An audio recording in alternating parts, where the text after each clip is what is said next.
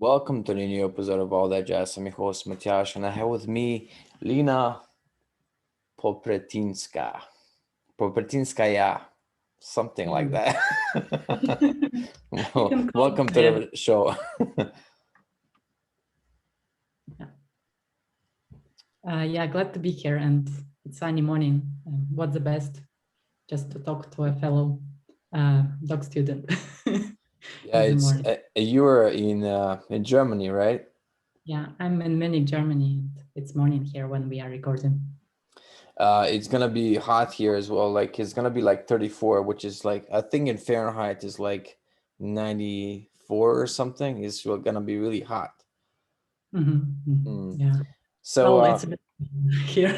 Fortunately, it's a bit cooler here, so I have no idea about Fahrenheit, but it's about 20 something Celsius today. Right. So I came to know about your work primarily through dog groups, I think, and I saw that you are now becoming like a life coach. But I want to first go into the how you discovered dog, because I think that'll be interesting to a lot of people watching and listening to this. Yeah. Well, I've discovered dog like beginning of 2018. My whole life I was kind of improvement junkie. So I really loved learning, growing in all aspects, and most like my 20s were spent mostly focused on my professional growth and stuff like that. And when I hit my 30s, I started to think about more like, okay, what's my life is about? How do I become a better leader and so on? So I've actually enrolled in the program called the Leadership Gift Program. It's run by Christopher Avery, who wrote the Responsibility Process book. And what this program teaches to take 100% responsibility for your own life. So how to move from shame, blame, obligation to the level of responsibility. And Christopher at that time was recommending two books very, very heavily, right? You might say. It was Letting Go and Power versus Force. So I gave it a go. I bought an audiobook, Letting Go on Audible. I've listened to it. I thought like, interesting, cool, makes sense. And I didn't practice. So I kind of... You didn't practice it? No, I didn't. Like I tried, but I don't recall exactly, but it's kind of went into background. And for some reason, a couple of months later, a quarter, like 3-4 months later, I decided to re-listen to it. And also listen to Power versus Force. And something clicked. And I remember, because I was more in audiobooks than reading, I was cycling a lot, so it was useful for me to listen. And I thought, well, I like this book, I like another book, and it makes sense to me. So I started to search for more books on Audible from Doc. And I found his lectures, of course, because at that point, I think the only two audio books were Power versus Force and Letting Go, and a bunch of his lectures. So, and I remember the moment when I listened to one of his lecture, and there was this knowingness. Oh, I can trust.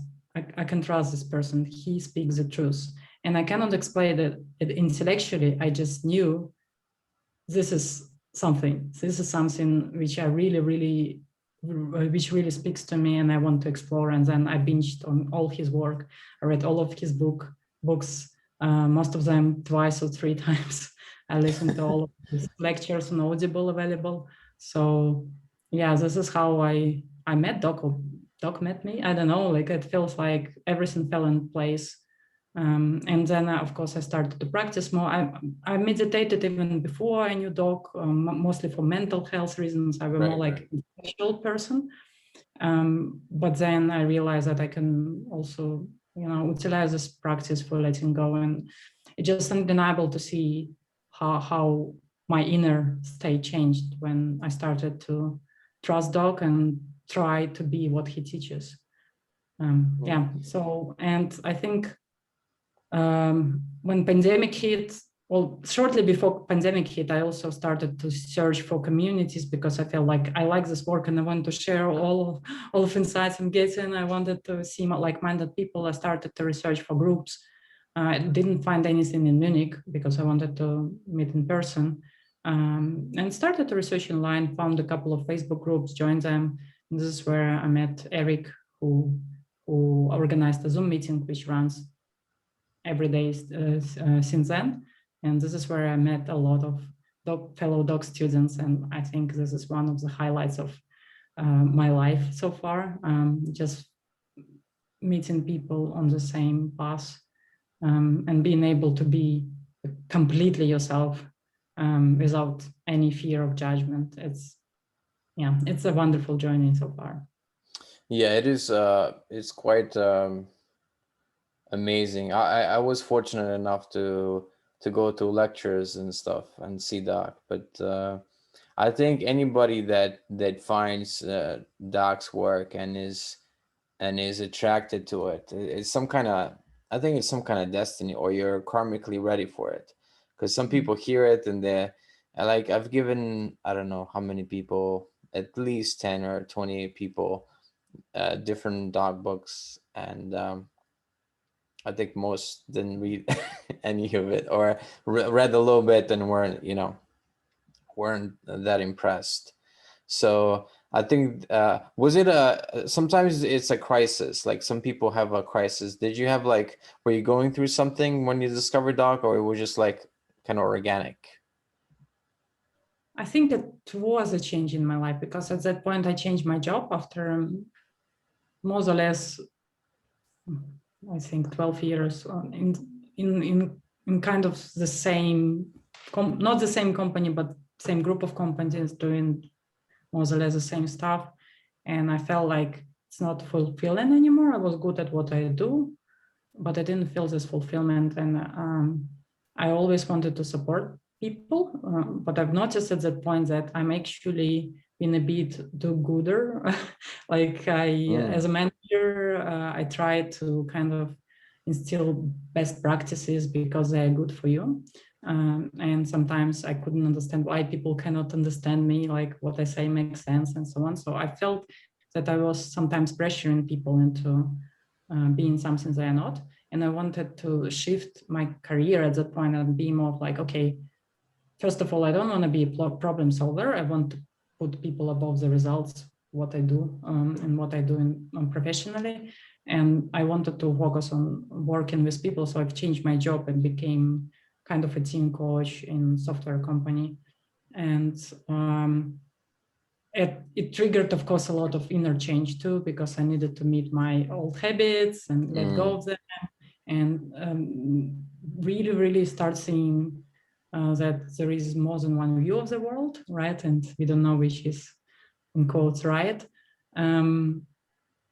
So I think there was some kind of shift of, being this achiever and like getting this joy from just like I don't know, completing the projects and so on, to more shift inward, and working on myself more too, because I wanted to be better coach for people. I started to look at myself, and when I started to look at myself, I realized, oh, this is where everything is. Right. So I think it was like, it wasn't a major crisis, I would say, but it was a major review and shift of focus more from outside towards inside, I guess. When you were in your, I guess, the self-help phase, let's say, did you, I remember when I was in that phase kind of as well, like there was Tony Robbins. You ever read him? I know about him, but I've never read him, quite honestly. I was, before Doc, I was also in Stoicism or modern Stoicism. Okay, I that's cool. read Seneca, Marcus Aurelius. I was reading some modern philosophers, kind of were kind of followers of Stoicism, and also a lot of books on brain function, on neuroscience. I somehow, like, my intellect felt drawn to all these topics. from different aspects, because I was also more like scientifically oriented. I wanted to see how it like kind of plays all together. I like to understand things. And it's a kind of a natural progression towards more spiritual aspects. Because I think I realize it makes completely total rational sense, like Stoicism to me, or that, yeah, it's actually nothing means anything. It's like what we put, our perception of it is what brings disturbance. And at the same time, there is this like probably, drive for something more than just intellectual understanding. And I think it's not me, like, discovering dog. It's, as I said, I think it's kind of natural evolution where it came in the right time to be ready to receive the message. Yeah. Yeah. I find it so encouraging as well. His work outlines that once you, in Doc's terminology, calibrate higher, which basically means you have less hate in your heart, let's say, or in your spirit, and more love. So in that way, you change the world, and that's so encouraging, because you don't have to, go out and protest against, or I don't know, Black Lives Matter or All Lives Matter or whatever. You just it sounds cliche, but be the best version you can be, but meaning that not in a sense of, oh, I'm gonna accomplish a lot of things, but in a sense of the soul, like the lotus flower. It just kind of it kind of grows, and with that it supports all of life, and I find that so encouraging. Like, how did you take that when you first? Because I find it interesting. I don't think I've ever asked that anybody. Like, how did you, when you saw in his work that people above 200 counterbalance certain number of people below? Quite honestly, for some reason, it wasn't a shock to me. Yeah, I don't think I kind of had it consciously in mind. But on some, like, I mean, on some level, it made sense, because I think at that point I already realized that the biggest impact, like, I only can control one control in quotes, right? Like, only my inner state, and things in life are not something I can control. And I always loved learning and, becoming my potential. So it spoke to me, and I think it didn't click immediately what he said, that this is the biggest gift we can give to the world. And I think to some extent I'm still internalizing this, because of course a lot of doubts come, and I was always this kind of a rescuer person.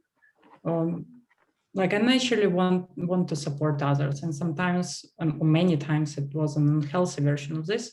Not exactly the gooderism. I was never in politics or activism. Somehow it never appealed to me, but I did it like in a smaller scale.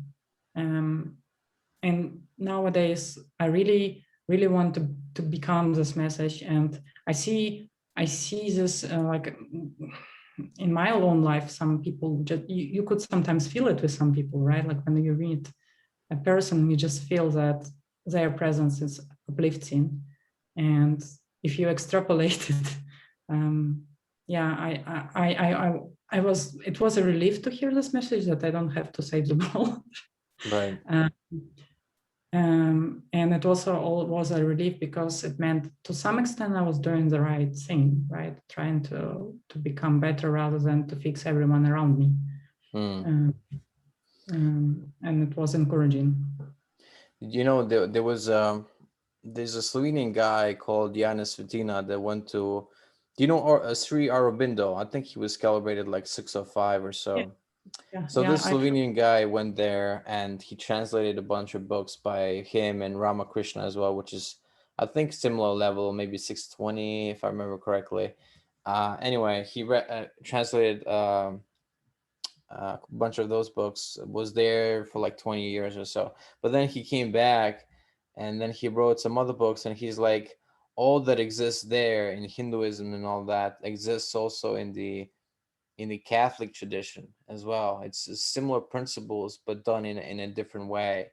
And I thought, because Doc, to me, he let's talk about religion a little bit. He reconciled the religions to me, because it's like you don't have to be this versus that, because there's different paths to God, let's say. And for some people, obviously, that's blasphemous, but I think it is true, that there's different ways. I really like, one of the things I'm the most grateful for to Doc, that he also reconciled to me all this question. And I was fortunate not to I didn't have to explore everything on my own before I came to Doc. So I'm Orthodox Christian, but I was never religious, and it was not forced in our family. So if you want, you go to church. Nobody will judge you for going to church or not going to church. And it didn't make much sense for me that rituals, like if there is a God, why do I need a ritual to reach out to him? So it didn't make sense. Or this bearded man, well, I think to some extent I bought into this bearded man. What, bearded man like me? Yeah, Bearded man. yeah, yes. Yes, but it didn't make much sense. I think intuitively, in retrospect, I always believe there is something which we cannot understand, which is kind of a source of this universe. I thought it was more like a law of the universe, right? Like it's something physics maybe didn't discover. But at the same time, I think intuitively, I felt there is something behind religions too. It just didn't make sense. Like, oh, how could it be that Christianity is valid and another one is invalid? And Doc kind of brought it all together, and was like, oh, okay, yeah, like they have the same core, and I don't have to buy into dogma, but I can always feel like seek for this source of truth, and I don't have to subscribe to religion, but I also don't have to be against it. So these days sometimes I go to church and I don't feel guilty anymore, because I was agnostic kind of, and whenever I felt to church, I felt like, what I'm doing here, I'm kind of don't belong. And these days I just realize this is a way to express your devotion, and you don't have to.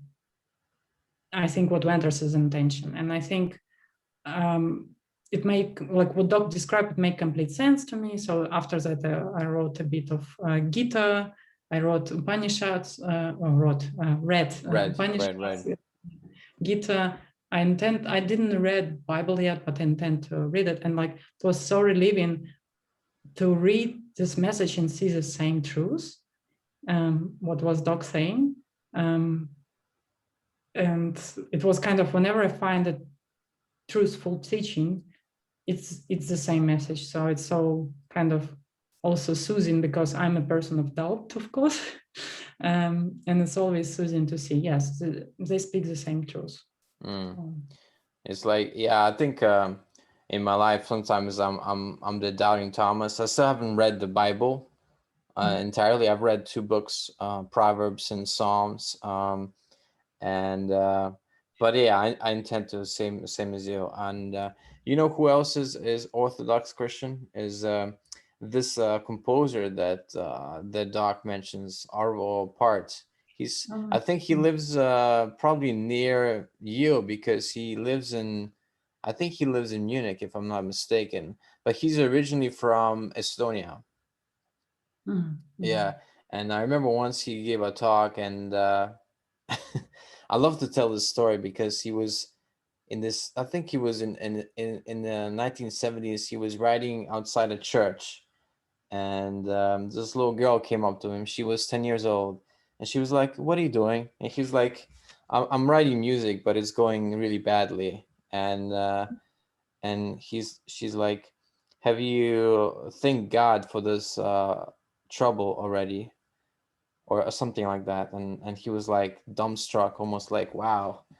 And yeah, he said some really important things. It's not that it's that a lot of times that we don't pray earnestly, and that the most sensitive instrument in the world is the human soul. Stuff like that. I was like, wow, this guy is really up there. Did you ever listen to his music? Yeah, I listen to it a lot. I love it. Yeah, I used Yeah, I'm to. really yeah, I'm really bad with albums and song names, but I really just have it on repeat sometimes. Yeah, especially those two, for Lena and Spiegel and Spiegel, which means mirror and mirror, basically, it's German. It's those two songs I used to have on loop sometimes because they're very, they're just two instruments. It's piano and I think violin, and it's very Mhm. minimalistic, but at the same time, there's a lot said in the silence, in the space, and it's just amazing. I'd recommend anybody who hasn't listened to it, Arvo Pärt, for Alina and Spiegel and Spiegel. If that's the only two you listen to, I think they're both about 10 minutes long. Mhm. Um, let's talk a bit about calibrating. So, did you dabble in it initially when you got into a doc, and then you were like, oh, let's try this?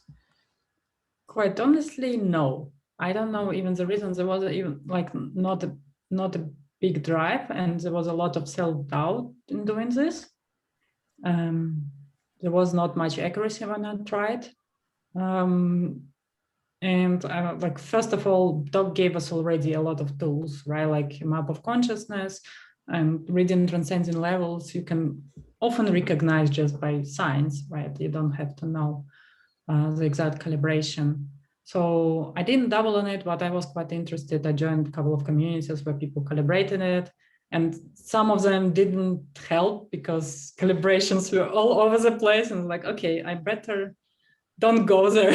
Yeah, yeah, So I realized how much intention and maybe like, I don't know, like this detached or non-attached attitude when asking question matters. So I found that it's okay for me not to be too hung on it, but I used it from time to time. And actually, a couple of big decisions in my life, I've calibrated them. And for example, one of them was joining a coaching school, and another one joining a school to open my coaching business. And they were kind of two of the best decisions in the last 2 years for me. I didn't calibrate exactly the levels. I just like use yes yeah. and no. Right? Okay, so do you do this, or do you do like the O-ring? I did several. I did O-ring. Started with O-ring. I also tried to do the pincer, but I think I'm doing this kind of scissor Hmm. method, right? And because I saw Doc showing it in one lecture, so I thought, okay, I'll try this one. Yep. So I'm doing this, and this day we also try to collaborate with my partner, with Ian. And it's funny because like we do this as a practice, and it's not like completely accurate, and it's the results are different with me as test subject or my partner as test subject. Um, but yeah, we always in important decisions. I always cross check Mm. with people I trust. And in most cases, I think like to know it's above 200, below 200 is enough for me. At the beginning, I was kind of fell into trap. The higher, the better. Yeah. Right, right, Like, right. oh, it's not 1,000 book. I'm not reading it. Yeah, but then I like through work I've discovered actually some like for me I figured that a lot of stuff in 500s resonate somehow more than for example sometimes higher teachings. Yeah, um, so I realized, well, it's not a better or worse, it's just being where you are and yeah, valuing life in all of its expressions. So and right, me every level is okay. I'm still following in the step again and again, like the higher the better, but I think it comes like I feel there was a shift, like it doesn't have to be 1,000 for me to value something. right. Yeah. I think Doc once said in a lecture that I think when he was talking about Eric Hoffer, he said he was like 505. He was a philosopher. He's actually my favorite philosopher now that I've read some of his work. He's really amazing, and uh, he has quotes like rudeness is the weak man's imitation of strength and stuff like that, or power corrupts the few while weakness corrupts the many. Weakness, he means envy, malice, hatred, stuff like that. Anyway, very profound philosopher. And Doc found that some people in the audience who might calibrate higher than Eric Hoffer could still benefit from Eric Hoffer, because he has these simple but profound truths that, and also not everybody is complete in the same way that we are. Some part of you might be really developed and some part of you might be underdeveloped. So it'd be kind of, I think it'd be very interesting to see the development of the soul, if there could be like a hologram or something you could see. Yeah, sometimes I think it would be useful if the angel came down and be like, yeah, this is exactly what you need to work on, but this, it doesn't work that way. Right. This is why I think if I were more confident in calibration, and I think this is probably why I'm not quite accurate, I don't trust my calibrations. It could be like finding these hidden parts which are not obvious for you to work on. Because most of the things we have, these blockages, these positionalities, things to let go, most of them, like at least in my own practice, are below your level of awareness. Therefore, I welcome all the opportunities which it's obvious that I'm down or anxious or whatever, because at least then I know something is to be worked on. But it happened to me many times that I was not completely unaware of what's going on. So that's where probably this kind of calibration could potentially help to find these inner blockages, right? Like, is it something in my role as a coach? Is it something in my role as a girlfriend? Is it something in my role as something else, a spiritual student? And Right.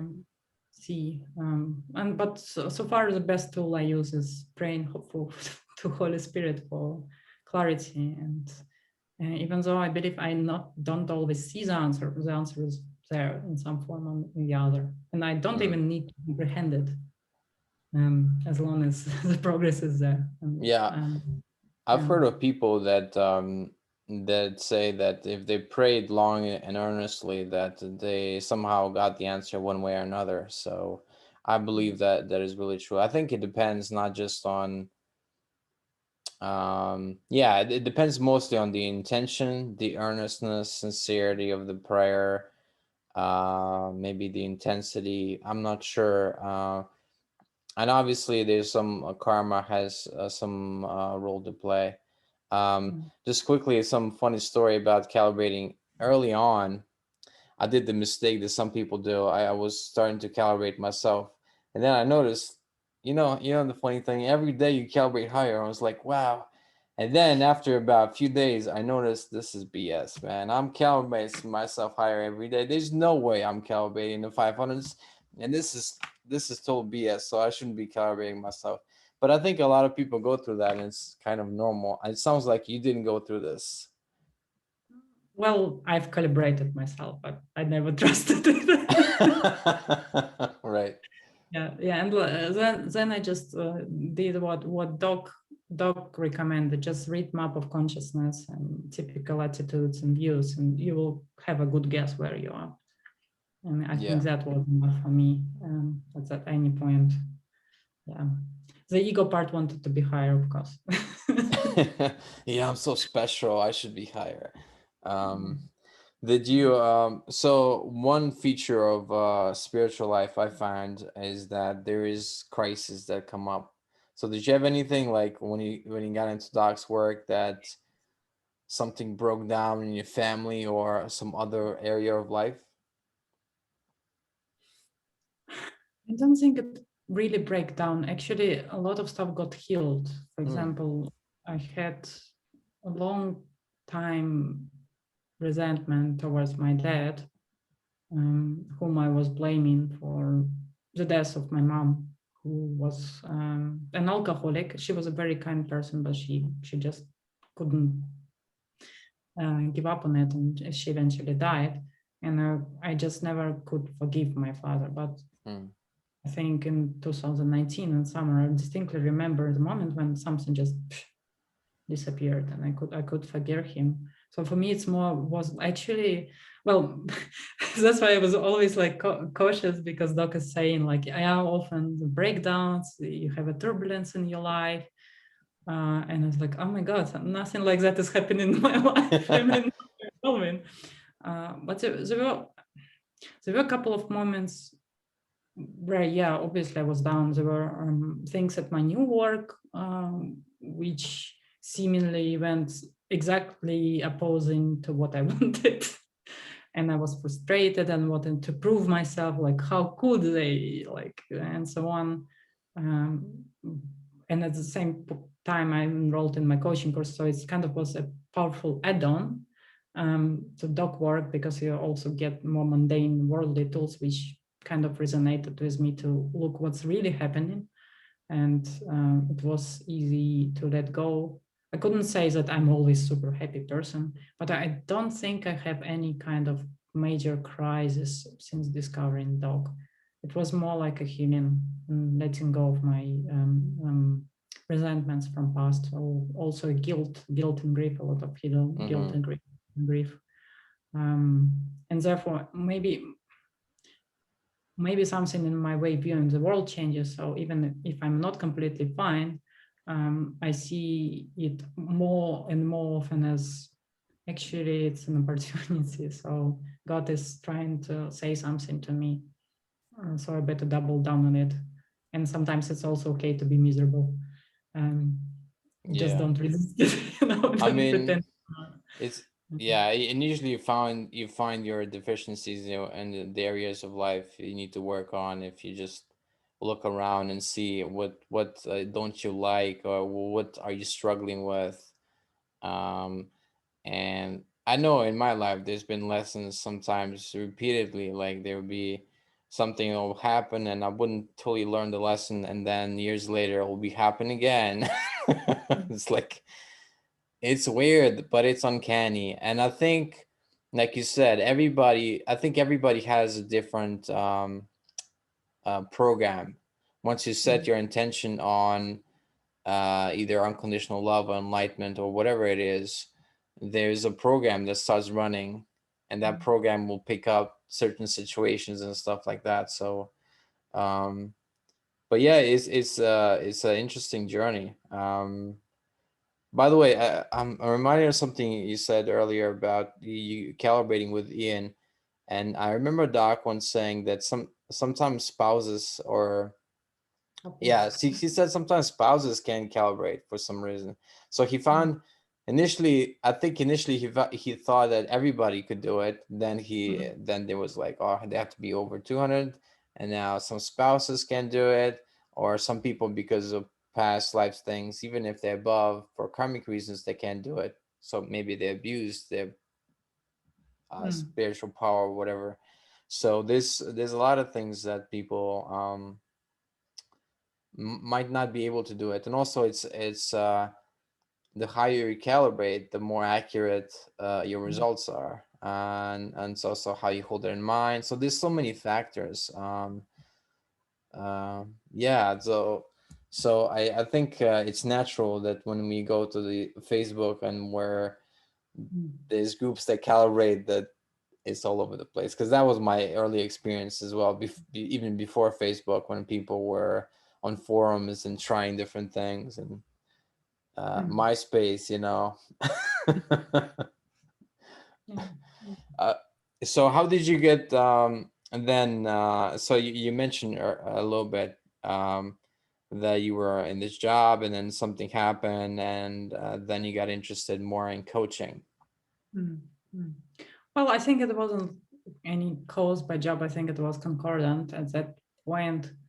At my work, I hit a new ceiling. So kind of the first year of enthusiasm and learning new thing kind of came over, and I felt already stayed on my feet, and I wanted to be a better coach. So I've enrolled in some, it's called agile coaching. So basically it's kind of team coaching for software teams. And I've enrolled in some courses there, and there we practice like this 15 minutes one-on-one coaching, and something talked to me, like something spoke to me. This is really resonated with me, and I saw how powerful it is, how powerful. And I think it's more about presence than rather specific coaching tools, but just person kind of putting their positionalities out and listening to you and having your best interest in mind. Even though it was a practice, I saw how powerful it is. So there I realized, okay, I want to do more of that. So I kind of started to look for the course. And at the same time, concordant with that, in my job, my boss was changing, and nobody asked us whether we want it or not, or what we think. We kind of were more or less were put in like with the fact, and for me it was really a blow because you didn't like it. Yeah. yeah, it was and because especially because I wasn't used to it. My whole career was kind of on I had a lot of freedom, so I was always either in the top of positions, or my managers trusted me completely to do my job well. While in this company, I had a manager, of course, and I wasn't like the top person. I had a lot of freedom, and I was listened a lot, so it was kind of unusual for me. But I, of course, ego felt hurt. How could they? And I will, and also it was connected with my intention to get promoted, because I've been doing more, and like I felt it fair for me to get promotion. But then because of manager change, I realized, oh, it means it will get postponed because the new manager, of course, they don't know me. So there was a lot of resentment going on, and desire, like I will prove them wrong, rather than trying to let go and see this as an opportunity. So I, at the same time, I found coaching, and I started my education. And of course, when you first thing you do, you work on yourself. You cannot coach others well if you haven't been through that. And I did a lot of work, and especially what was the most useful, we worked a lot of really discovering your paradigm, your values, right? Like what kind of this inner drivers of your behavior. And it helped me to understand myself even more better, and then realize why I was triggered. And then actually it wasn't a big deal for me. I would rather have a peace of mind at that point than to prove somebody. And then it kind of changed my relationship with my new boss, and she was actually the best boss I have ever had. So, and we really were open with her, and I kind of saw this in a new context rather than like being resentful. But at the same time, while going through this education and seeing what effect it has on me, and also you have to practice to graduate. You cannot just go and do lectures and that's it. You have to gather a lot of actual coaching practice. And while working with people, I realized like this is a place where I can be unconditionally accepting of a person in front of me. And I felt this peace of mind. I felt gratitude for what's happening. And I felt this is what I want to do more of. So it really, probably the first time in my career where I felt this pull so distinctly. Before that, it was like I was progressing, more or less open to opportunities, but I wasn't kind of actively searching for what I want to do. Right. I realized at some point I don't want to be problem solver. I want to work with people. But even then, I didn't know what it means. And then it really clicked when I started doing this. It kind of was, again, emerging on its own. And actually, it was interesting how I jumped on that program, because I actually jumped the 3 days before it began. So I kind of appeared just in time to join. And what was more exciting, the trainer, Elena, she's my namesake. In one of the lectures, I noticed she was telling the story about a doctor who healed his eyesight by letting go. I was like, was it from Letting Go book? She said, yes, it was. I was like, is it Dr. Hawkins? She said, yes, I love this book. And I said, okay, there is something in this. So it's. Oh, wow. it's So, really interesting. so She's she not only knew that book. So she only knew yeah, that one book. Okay, right. Okay. yeah, and she didn't read more than that, but she's still kind of still quite spiritual. She likes Van Dyer and other teachings. She's not a doc student, but it was interesting. Like it was a sign from the universe, like Lena. Yeah. Something. Yeah. A sign from Doc from the other side. So yeah. So how many hours, by the way, do you need to, because I know different programs have different requirements. How many hours do you need to do like coaching before you get your license? Well, it depends. For my first diploma in that coaching school, I need to gather at least 40 hours of practice, and with and about 80 hours of coaching labs where you do coaching under supervision, Hmm. lectures, homework, attending demo sessions when you observe coaching and stuff like that, live training weekends. Uh, and I also set my eyes then on getting accredited by International Coaching Federation. The first level there is like you need to complete at least 100 coaching hours, Right. and you also send a recording. So I kind of set myself a routine to do coaching, to coach people 2 or 3 hours a week, and I really loved it, even though I did it on top of my day job. I didn't feel drained Yeah. because it's kind of what was giving me an energy, not taking an energy. Right. Yeah. I think that's a good indicator that it's something that you enjoy doing because you get energy out of it. You don't feel drained. Actually feel more energetic after you do it. Yeah, yeah, yeah. Yeah. So I think that's such a blessing. So you're aiming for the 100 hours now.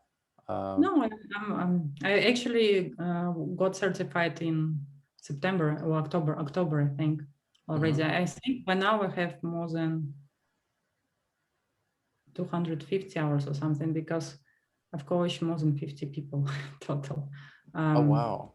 Not all of them, like of course, like a full coaching. Some of them Right. is just one session, but it's really something I've been doing for 2 years almost. And before that, I did an elements of it as my part of my job because I was a team coach, and I was before that I was a leader and a mentor. Of course, when you work with people, you do elements of that. But yeah, by now I'm certified. I'm in the beginning of the journey, but I'm not at the beginning of my journey already. Right. So I have actually established practice already. So when I quit my job, I already had some clients with whom I worked. Um, That's awesome. so So it gave the ego the proof that it can be done. So, yeah, but then people don't realize, you know, even if it's something kind of seems impossible, like you started doing 2 years ago along with your job, like it was your kind of side hustle, but then through time it grew and you got licensed, and then some clients like if they really like you, they're like, yeah, I'm gonna have you as my coach and we're gonna work for 3 months or 6 months or whatever. Because you know, I've been experimenting with coaching lately because I realized I need to, because I have some exams to resit at the end of August. Because during the school year, I've been really slacking off. You know, procrastination is something that has been with me for a long time. I even asked Doc about it, and he told me, yeah. "Take your time, man." I remember that clip. I was like, "Wow, man." I'll be glad to report though that I have been I no, what I asked Doc there, that I did manage to like finish a Course in Miracles workbook twice, so Great. that it did work out. Just now I'm working on the school. Although Doc did tell me to that I don't have to go to college, so that's, I don't know.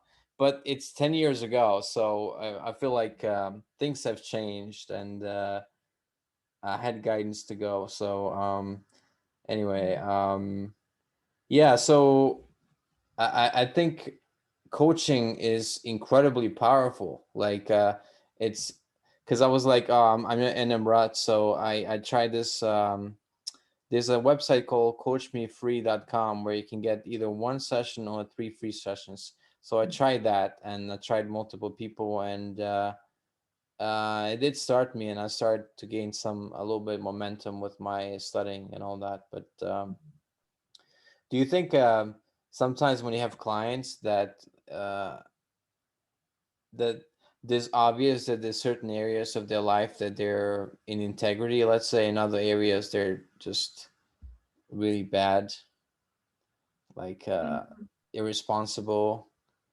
Mm, well, it's hard for me to say because, like, I really, as a coach, you really avoid judging. So, and you really avoid making assumptions because Mm. you never know what's going on. So that's why coaching is like more about people helping people to um, find their own answers. And I found that people who are seeking coaching, they're normally already quite integrous. Otherwise, Right, otherwise there wouldn't be. Yeah. seeking Yeah. for that kind of self-selection. And I also don't work with everyone. I realize that I cannot help everybody, but for people who with whom I work, they normally are already ready. And yeah, you see some attitudes are non-integrous, but they realize it themselves. And the kind of the struggle is mostly like, yeah, but why I cannot like really let go of it? I understand what's going on intellectually, but I really cannot get through it. So coaching is kind of finding a way around it, or finding the proper tool or proper way for a specific person. And Mm. I teach some of my clients letting go, and sometimes it's very powerful. Right. Uh, Are you especially allowed to say as a coach, you just need to sit, you need to kneel and pray for about an hour? Well, I'm very cautious with that, but if I feel like when it comes to beliefs, I feel there are people who believe in something else, and normally it comes up in one way or the other. And then if I see a person believes in God in whatever form, I just sometimes say, hey, would you consider just praying for an answer? Sometimes you don't have to know it now, and sometimes you don't have to know at all, right? Especially like with letting go. You don't need to know where this emotion's coming from. Hmm. You just need to sit and not to resist it. Sometimes knowing helps to release it quicker, but if it doesn't go away, you just try different tools and ways with a client. So it's kind of hard to explain. It's very non-linear too. Right. But I imagine there's also sometimes you get clients where you realize you can't do anything, and can you refer them to other like psychiatrists or something because there might be something else going on? And it's my ethical obligation to do it, right? Like we have ethical standards, and if we see this is maybe a mental health issue, which not a mild one, I would refer a person. And there was actually a person reaching out to me, and I really recommended them to go to seek a professional psychotherapy, therapeutic health, especially when it comes, coaching is more future oriented rather than healing oriented. It's kind of partially healing, but it's healing to the extent to help people to move towards their intentions, to get clear Yes. intention, or to make them more visible, this hidden intentions, so people can align their life with these intentions. And it's less about healing, but I found that healing aspects are important sometimes, but you really need to understand, is this person capable of going there alone? Either, for example, super ego is benign enough to go there, or is there is a professional help needed?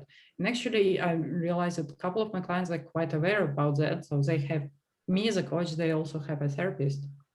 Mm. So, Yeah, that's what I need, a psychoanalyst. I want to try a Freudian psychoanalyst first and then go to a Freud, Jungian. yeah, yeah. I think it's really realizing what is the most applicable. Like Doc said, I don't care what tool. My job is to serve this person so they recover. In my cases, I don't mind the tool or person. My job is to serve this person so they can follow their intentions. And Yeah. so far, I didn't met any people with non-integrous intentions. There was one case where there was a guy with a lot of hidden anger, but he was honest enough to, when I said, like, I feel a lot of anger in you. And he said, well, yeah, makes sense, And he didn't do much to kind of release it, right? He was a very intellectual person. But in the end, somehow, I cannot even explain how it happened. I think he kind of let it go. And, and really, it's like non-linear. I cannot say what's happening. My job was just to, hey, this is how it's seen from here. And of course, I'm also not you. I cannot say how it feels for you, but how it's seen from here is there is a lot of anger and it's eating you up. That was powerful enough to kind of probably prompt for looking in this and shifting the attitude towards life. And in the end, what we all want probably on some level is peace of mind, not anger. I think I mentioned to you before, but one of the quotes that are really that are so instructive to me, it's almost like a lightning in a desert, is the quote by Winston Churchill about if things do not get better if they're left alone, they explode with a shattering detonation. And I love that kind of almost like a war analogy, but it's like, it's true. I sometimes I feel if I'm putting off something for a long enough time, there'll be something that'll go very, very wrong. And I've found that in my life time and time again. So with coaching, kind of looking back and seeing actually what am I not doing that I'm putting off? What is the, because I link in it to there's a quote by Eric Hoffer that says the greatest weariness comes from work not done. So actually you get more tired by not doing something, and that's like that's crazy, but actually it's true. I felt that like years ago, like about 13 years ago. I did this program for a year, didn't study the whole year. Then final exams came. I made a promise to myself, like a deep promise, I'm gonna do this. Then every day came and I didn't do it, and then every day I was getting more and more anxious. So even though I wasn't doing anything, the inner angst was like eating me up, and then eventually I had some kind of flare up physically because of that manifestation of stuff. So I think planning is and actually doing like is so important when you get to that stage. But some people like me to that stage, especially back then, would probably be some work. I wish I had known about coaching back then. That would help me a lot. I was gonna ask about. I know what it is now, but my audience doesn't know the thing in the background. The stickers. That's future planning for you. That's that short term or that long term planning at the end. Yeah, it's kind of 6 months outlook from July to December. I must admit, it's from the previous year. I need to update it, but it was kind of planning.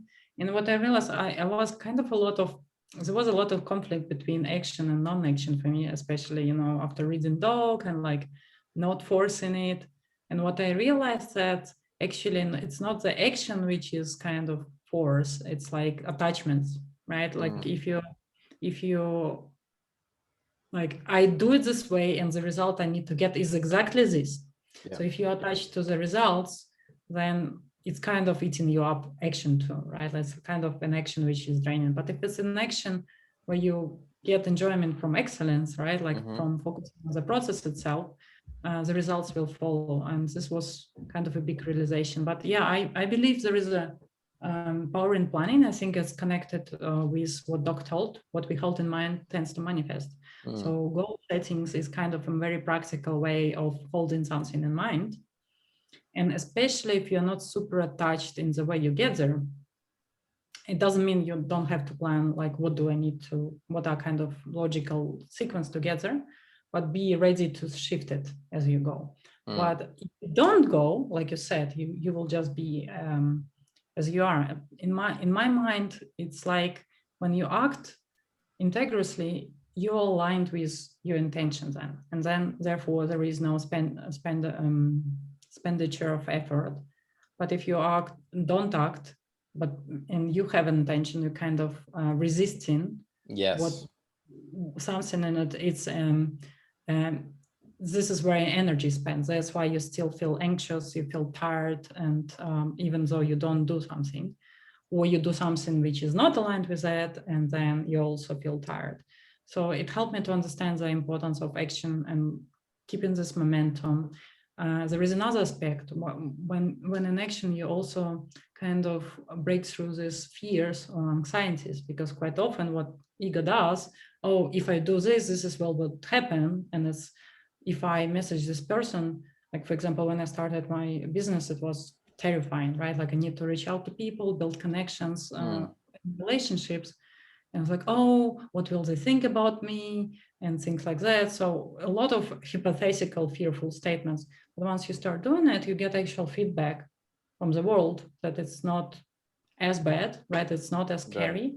I didn't die, so I'm still here, and it gives you this additional momentum to carry on or to learn, because of course it's not linear. Sometimes you do something, it doesn't work.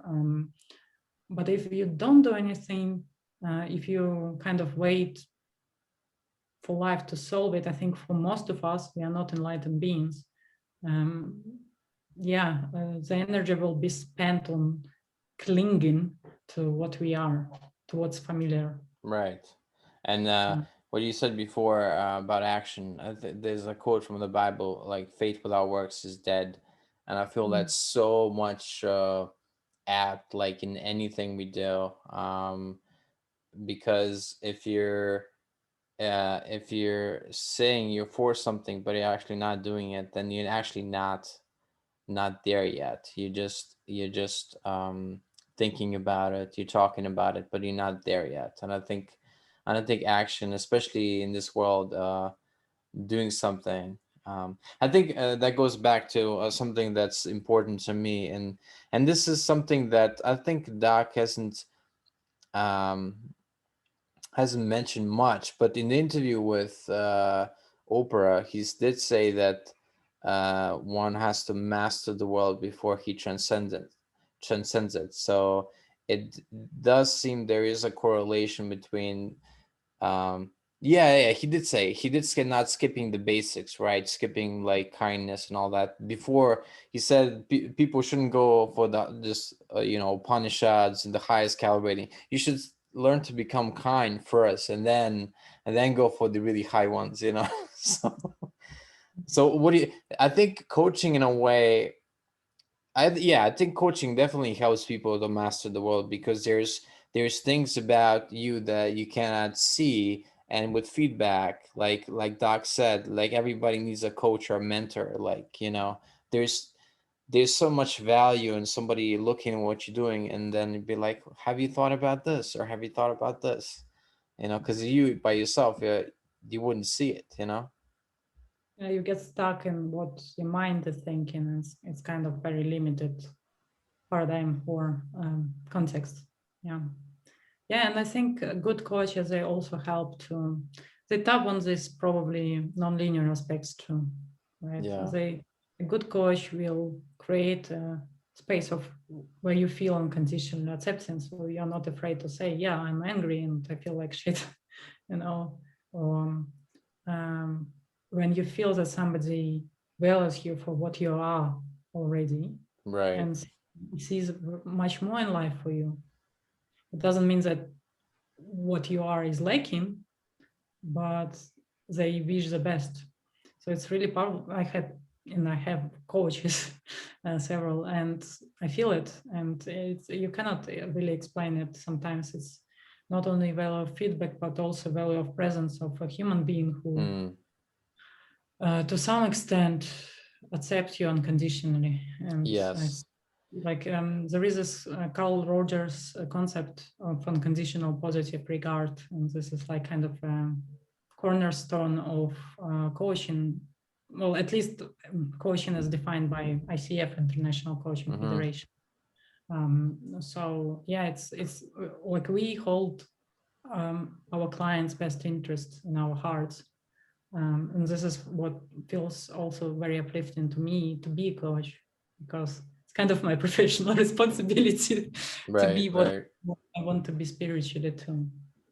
I saw that there was a study a few years ago where there was a control group where people didn't do anything, and there was a group where an untrained person, meaning not trained in psychology or anything like that, would come in and just be friendly with the patient and just talk to them, and the patients would improve. You know, I think a lot of times it's just a lack of love. I think that's such a such a huge thing in the world. You know, a lack of self-love, and then if you don't get enough love in childhood and all that, I think we humans are so complex, and I think with coaching or with anything, like there was a story which I love that Eric Butterworth told, which is a unity minister. I think he was like 495 or something.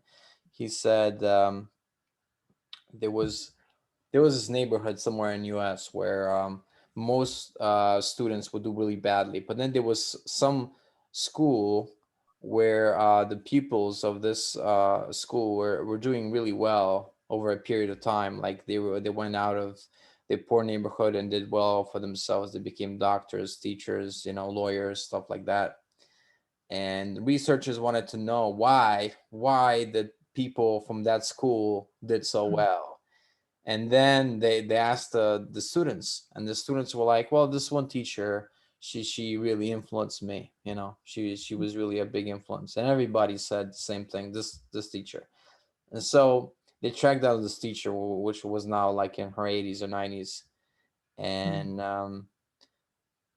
they asked her, and she was like, they asked her like, what did you do? And she just said, I simply loved him, you know. But that was the subtext to what she was doing, you know. Like, you know, so I remember Doc telling that he would pray for his patients, you know, without telling them. He didn't want to freak them out. I find this so awesome. Like, you know, how many doctors and stuff like that pray for their patients, or psychiatrists, you know. Yeah, I remember also Doc was saying that recovery rates were correlated with levels of consciousness of doctors too. So, and I think the amount of love we give also correlates with this. Yeah, but I can certainly say yes, love is the most powerful tool, a way of being, which uplifts everything just silently. And yeah, I've experienced it myself, and I see people experienced it around me too. So yeah, I think love and also kind of easefulness, not being as serious, and just being, I think being easygoing is harder than being serious, actually. Yeah. You know. Yeah. I'm looking for my post-it to show you, but I know post-it was like easy go and relax. Yeah. Yeah. One thing I love about Doc that he showed me the value of humor, because I realized, oh, humor, I can be funny. Yeah. You know, that's one thing I really think is missing. I think Jesus in the Bible, there obviously it's a limited script for what he said in 3 years, but I think there was definitely a lot of humor there that's missing, you know. And because it's not too serious. Yeah, I really realized, because my ego tends to be, I feel when I become serious, it means there is some agenda going on. And it was almost like there were two me, which are now kind of merging. One of a serious Lena, who is like very focused, very like, you know, rigid in the ways of thinking and the ways things to be done. Yeah. Very self-critical. And there is another Lena who is very easygoing, relaxed, funny, joking around. And now this kind of two personalities seemingly are merging. But yeah, I could say when I one of the things I'm super grateful for my job, which I left, is that I could be myself there. I could be joking in the all hands meeting with 150 people. So, and nobody would blame me for that. And it kind of brought this lightheartedness, because I think when we are humorous, we not as attached to any opinions, so we can flow rather than like hold on to our opinions, personalities.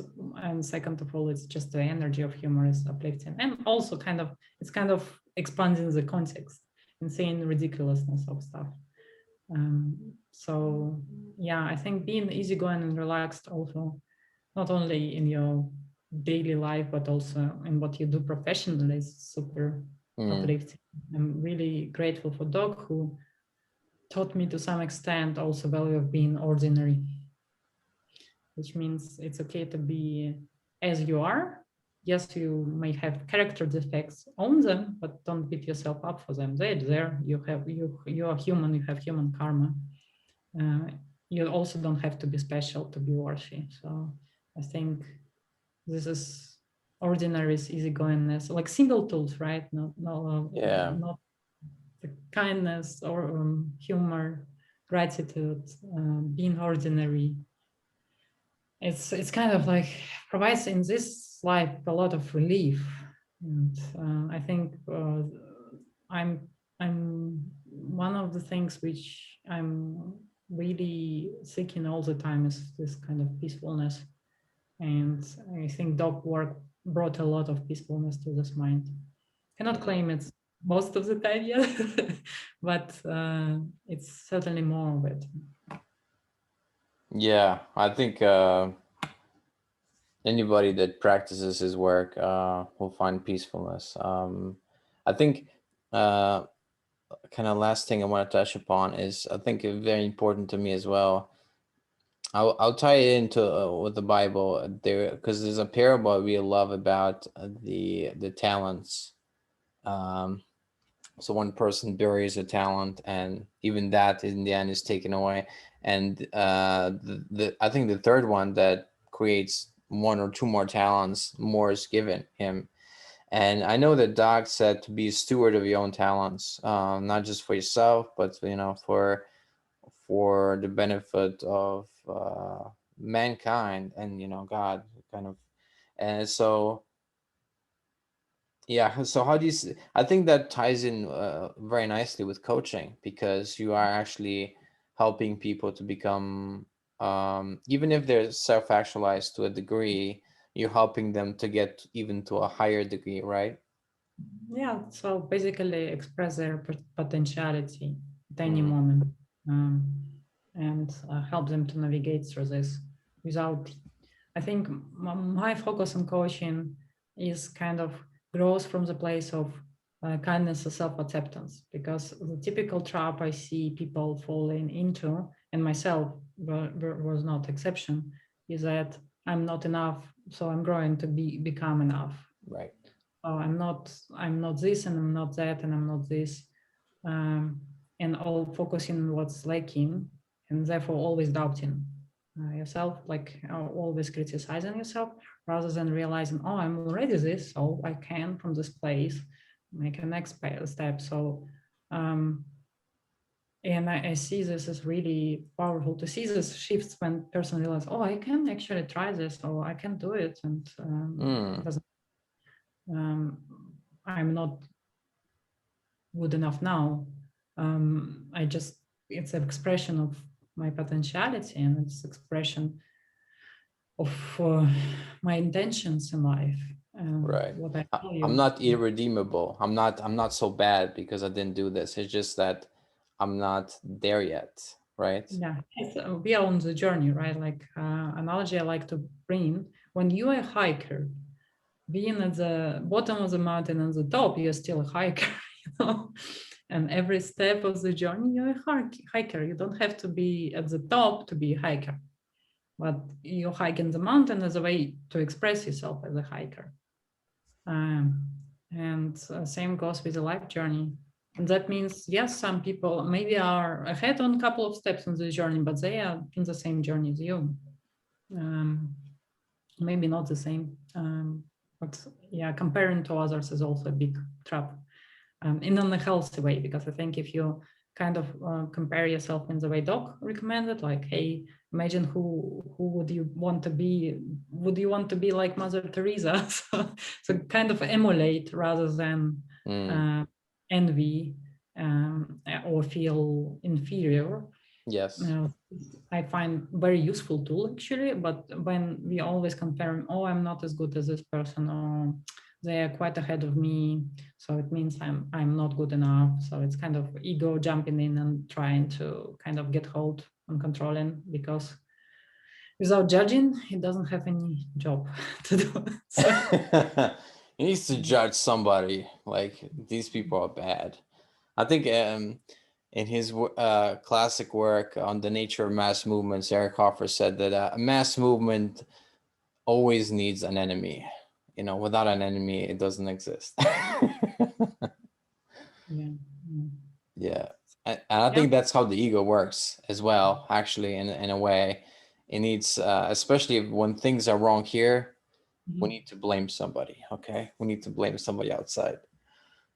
Yeah, I think it's interesting because my natural tendency, seemingly, and also with most of my clients, they turn judgment inwards. So they kind of have this strong inner parent, like vicious, Oh savage. yeah, that sounds like me as well, actually. And it's kind of, I found these people are less judging of others, but it never can be one way. I figure like, Yeah. even though I judge myself, it means like I project it to some extent to others. I just pretend I don't see it. You know that movie Matilda? No. This is a great, okay. If this is a great character in the movie, which is this like headmaster, Mrs. Trunchbull or something, I think, and she treats everybody mean. Like she in one scene in the movie, she grabs this little girl, like 7 or 8 years old, by her.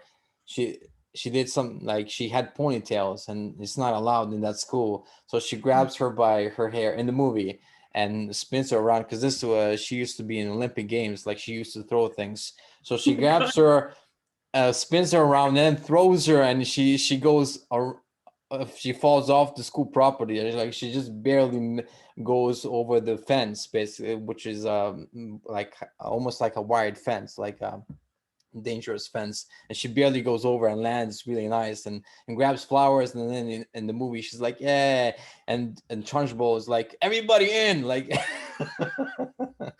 you just but that movie is so awesome. And what I was gonna connect with that movie is that like the inner parent is almost like that headmaster, that principal, you know, because she's so savage basically. Well, yeah, when it becomes savages, because I think what I also realized, to some extent, if we fight these tendencies, they just become stronger. So instead of fighting, what I try to do with my clients and with myself, till I transcend them, to give them a new job and more integrous job, because in the end, it's just a stupid animal trying to survive, and Right. thinks it's in its best interest. So there might be some compassion to it. And there is like an interesting exercise, a voice dialogue, where you invite to talk to this voice, to inner parent and so on, and ask, why did you appear? And what were you trying to do for this person, right? For this kid, normally. And in most cases, it's like convoluted form of love, basically. Right. Right? I was trying to protect you. I was trying to save you. It doesn't work anymore. So what work would you want to do now? So this also sometimes is helpful, because I myself realized I wanted to get rid of this inner parent instead of making peace with it. So my spiritual mentor helped me to see it, that yeah, I have a vicious super ego, and also I don't have to kill it because killing is still killing, Right. um, I can make a peace with it or like send it to retirement basically. And it was helpful to see that yeah, we are often driven by it, but we don't have to hate this part. And this is, I think, acceptance means acceptance of both positive character traits and character traits which are not serviceable to life too. And acceptance doesn't mean approval. It just means seeing it with compassion and avoiding it, kind of. Is superego something that originates from Freud, right? Yeah. I think that's why I would love to try Freudian psychoanalysis. He's the one that invented the term. Yeah. But I must say, I love work of Jung. I'm reading his work, and you could see it's more non-linear. And well, I'm comparing to something I haven't read, like Freud, but it's really interesting how Jung and how humble Jung was. He was very humble. I read only one book of Freud. The thinnest book I could read. It was something about modern civilization and stuff like that. And the only thing I remember right now, this is years ago, the only thing I remember is that people find it hard if they have a successive days where every day is the same, and people find that hard. And I do think there is some variety that you need, otherwise you come kind of bland and you kind of start to run out. So I think that's why it's helpful to have like at least one day a week where you just like switch off, or do something else and recharge, do something you love in a different way. Yeah. Cool.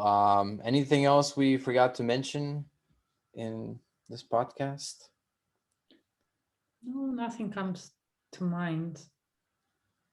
I'm really grateful to this opportunity to speak with you. Just always nice to talk about dog and coaching, my two favorite topics. Awesome. Yeah, as I told you before, it's hard to shut me up when it comes up. But yeah, I don't think anything to it. It just reminder for self. Yeah, we serve the world not but what we do or what we say, but what we have become. If all of us just focus on being the best version in a good sense of what we can be, a bit, I don't know, a tiny bit kinder every day, then we are well off, and humanity as a consequence is also well. I think we can with forgiveness we change the world in unseen ways, and we're just being more loving. I think that's the gift of the work. And thank you so much, Lena. I don't know if I want to try your last name again. Popretinskaya. Yes, there we go. Lena Popretinskaya, thank you again for being on the podcast. Yeah, my pleasure, and blessings to all. And thank you everybody for listening and watching the podcast.